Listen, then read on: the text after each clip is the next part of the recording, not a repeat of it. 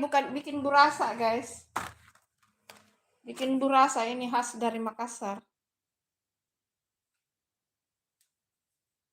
Karena ini kan hari raya Idul Adha, teman-teman. Hari raya Idul Adha sama Idul Fitri itu beda.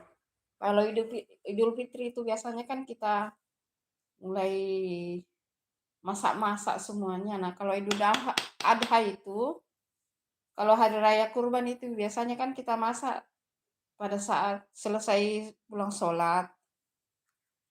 Kayak apa namanya? Orang potong kurban itu setelah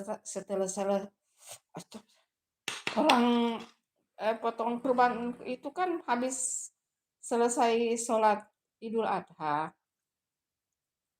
Itu, guys. Jadi itu bedanya dengan Idul Adha dan Idul Fitri. Biasanya kalau Idul Fitri itu sudah mulai pagi, masa ini, masa ini.